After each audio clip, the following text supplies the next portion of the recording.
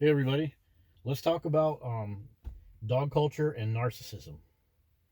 So we'll start off with dogs. Dogs have resource guarding behavior.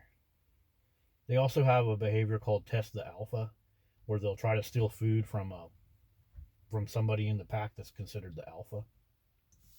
And this is exactly like narcissistic abuse. So resource guarding a long time ago that used to be referred to if your dog is eating food, don't bring over other animals. Don't get down there and try to eat the dog's food. But now resource guarding is everything.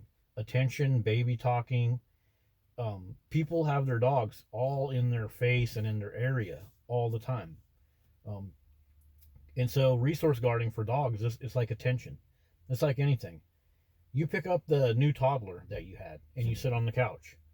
You have all these dogs in your life that are normally being baby talked and coddled and constantly given snacks and treats, and now you're holding that baby. Now you got a dog out there that is seeing a resource being given to the baby, and dogs will whine and cry and pace around and get upset. I used to have an ex-girlfriend whose boxer dog would whine when we would hug and give each other a shoulder rub on our way out to work. And so it's resource guarding. It happens all the time with these dogs. You go to somebody's house, you can't sit there on the couch and talk to them because the dog is freaking jealous because now that resource of attention or food, and then maybe the dog for a while, goes off and chills out. Then you walk into the kitchen. That's a resource. It thinks you're going to deliver food. Are you walking to the bathroom and people call them like Velcro dogs? No, that's just resource guarding.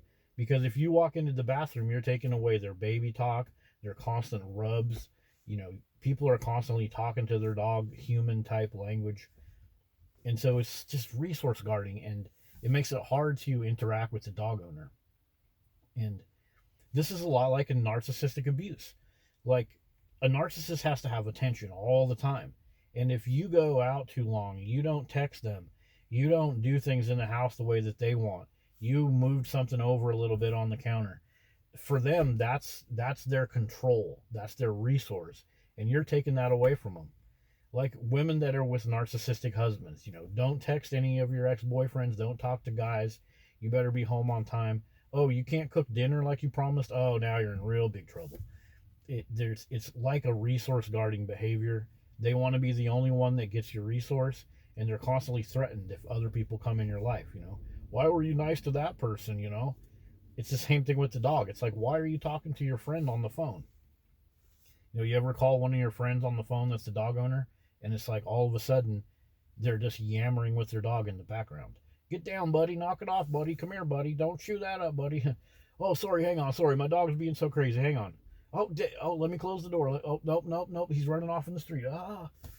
It's like people's dogs and narcissists, they act the same way.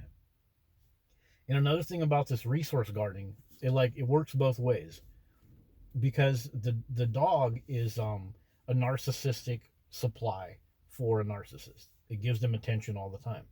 They don't even need to be around humans. But also, the dog is a narcissistic supply for the humans because it creates this little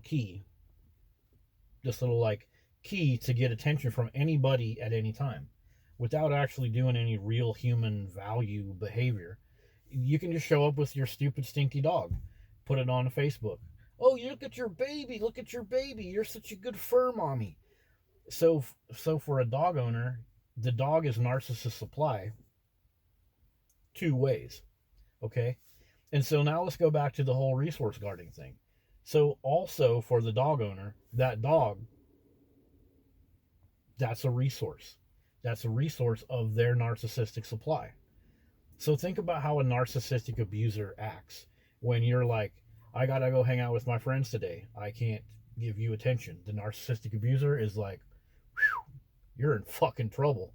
You texted somebody that I don't approve of. You hung out with somebody I don't approve of. You were out past 10 and you didn't text me. Who the fuck were you hanging out with? Okay, so the dog owner, they have a dog, and that is their uh, resource. So when you attack their resource, When you talk to a dog owner, like, I need your dog to stop barking. Dogs are shitting everywhere in the public park. If you talk about the taxpayer cost of dog ownership, if you talk about the rise in hospital infections and how it's connected to people bringing dogs in the hospital, what you've done is you've directly attacked that dog owner's source of narcissistic supply. And think about that. How does a dog owner act when you try to talk facts and logic with them? Boom. They take it fucking personally. And you're freaking done, and you're going to get treated like shit on Facebook and YouTube and anywhere else. If you talk about dog attacks, doesn't matter. They got 5 pictures of their dog laying on the couch last Friday, and they're going to tell you how their dog hasn't attacked anybody. Because you are attacking their narcissistic supply. And it's the same thing with somebody that's in narcissistic abuse. You try to get away from a narcissistic abuser, they'll always try to hook you back in. They'll always try to blame you, and they'll get really upset that their narcissistic supply, you, is being limited or taken away from them. And that's the same way that a dog acts with the resource guarding. And it's the same way that a dog owner ends up acting, because that dog is their special bypass to get everybody's attention, aka narcissistic supply.